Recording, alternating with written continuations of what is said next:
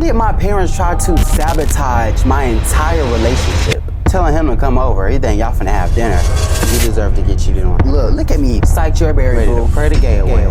What's up, YouTube? It's Ben here, aka Ben Tega, Ben having it. And if it go left, your boy Ben ain't got nothing to do with it. Thank you. For this YouTube video, we are going to be reacting to a Reddit story time. This is my first time doing this, but I'm really excited. If you are new here, welcome back to my channel. Well, you already know we listen and we don't judge. And if you are new, I'm Ben. This is a space where nothing is serious 99.99% of the time. But without further ado, let's get right into it.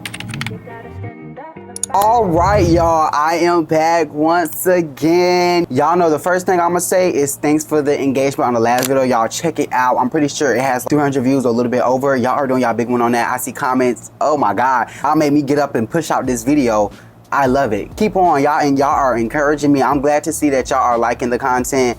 I'm enjoying making it, so we're on the same page, right? Thank you. For this YouTube video, we're going to be reacting to a Reddit story time. It is called "My Parents Tried to Ruin My Gay Relationship." Dang. The reason I picked this one is because it is Pride Month, thank you. And I hope at the end of the story he prospers in some way. See, look at me helping the community in a way.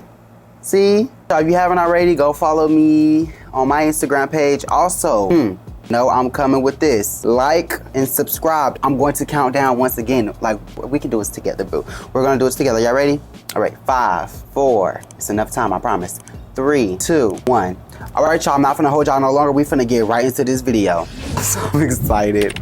Okay, I do wanna listen to the beginning, so I'm gonna start it over and we're gonna listen to this beginning and see what they're talking about. Okay. This episode of Crazy Reddit Stories, we delve into the emotional and heartfelt journey of a young man who falls in love with the perfect boyfriend, only to face an unexpected storm when he comes out to his deeply traditional parents. What starts as a beautiful love story quickly turns into a battle for acceptance as his family rejects his truth and even tries to sabotage his relationship. Through heartbreak, resilience, and unwavering... Listen as he shares the highs of finding true love, the pain of familial... I'm skipping this until it starts. I don't want to listen to the dialogue. I want to know what's going on. So, about a year ago, I met this incredible guy named Ryder. He's the kind of person who makes everything better just by being there. Funny, thoughtful, and the most genuine guy I've ever met. From the moment we started talking, like a keeper. It felt like I'd known him forever. He'd remember the little things, like how I'm obsessed with mint chocolate chip ice cream. And one time... You deserve to get cheated on. Whatever happened, you did it. I'm joking, but mint chocolate ice cream? What? I never understood people that ate that chocolate. Never understood people that ate that ice cream. I wouldn't even eat it. I like cookie dough ice cream. That right there, that's not even something I would attempt. I don't even want to try it. Are you kidding me? Red flag on your part. That's a red flag on you, boo. And it's also a red flag that he accepted that. I would have left. He surprised me with a tub of it after a stressful day at work. Yeah, he's that guy. We clicked right away, and before I knew it, we were spending most of our free time together. Ryder met my friends, and they adored him. I met his family, and they were so kind and welcoming. It was everything I could have asked for, except for one thing.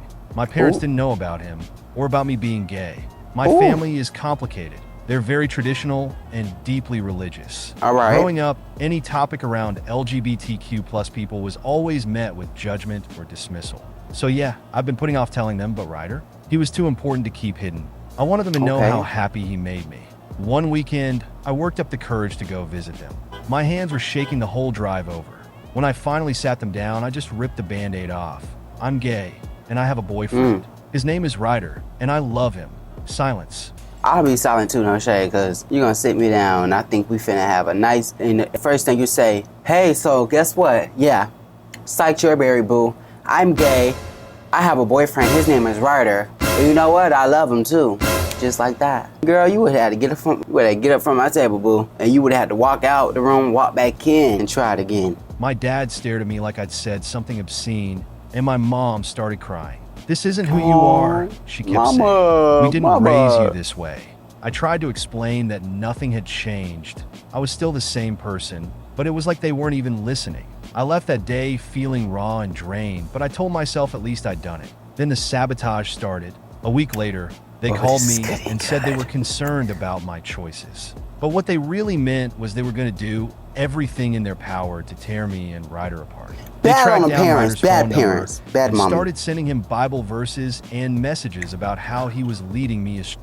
Why are y'all harassing Ryder? Why you let them harass you? Y'all just can't find this boy number, just sending him random stuff now. I see if y'all would have had a relationship with Ryder, y'all would have got to know him, okay, sending him Bible verses, okay, cool. Who don't send their friends Bible verses back and forth? Isn't that like a normal thing? Well, yeah, mama send me Bible verses all the time. We send them back and forth, boo. We good over here. It's good in the hood, boo. But y'all harassing that boy. How to get your lick back. They even tried to contact his boss, making up lies about him being unreliable at work. When Ryder So told y'all really me, are harassing him, trying to ruin his life. And embarrassed. I confronted my parents, yelling at them to stop, but they were convinced they were doing the right thing. They even had the audacity to tell me I'd thank them one day.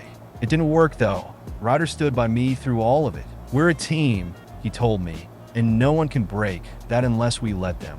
He was my rock through one of the hardest times of my life. Eventually, I had to set some serious boundaries with my parents. It was tough, I won't lie, but Ryder reminded me that my happiness matters too.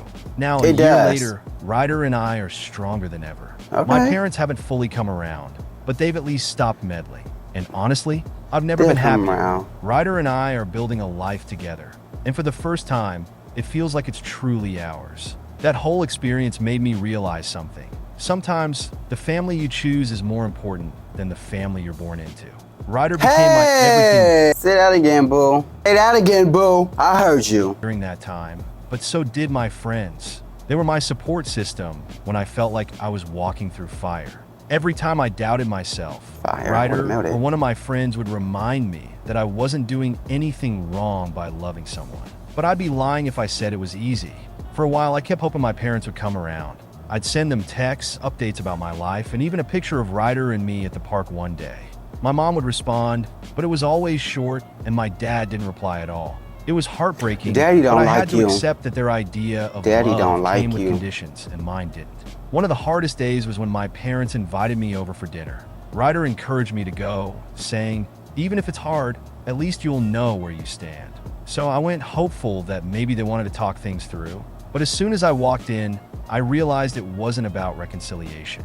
They had a pastor waiting there, ready to pray the gay away. I sat through an hour of condescending lectures and passive-aggressive prayers. And when I finally stood up and said, this isn't going to work, my dad just shook his head and muttered, you'll regret this. That was the last time I visited them in person. I cried all the way home. Telling him to come over, he think y'all finna have dinner. He walk in and he see a pastor in the road, ready to pray the gay away. I know that's right.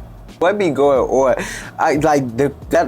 These things actually happen? It's crazy. It's crazy. But Ryder was waiting for me when I got there. He didn't say anything at first. He just wrapped me in a hug and let me fall apart. Then he said, look, I can't promise it'll stop hurting, but I can promise I'll be here. Always. And that was it. I realized I couldn't keep trying to earn their approval when they weren't even willing to meet me halfway.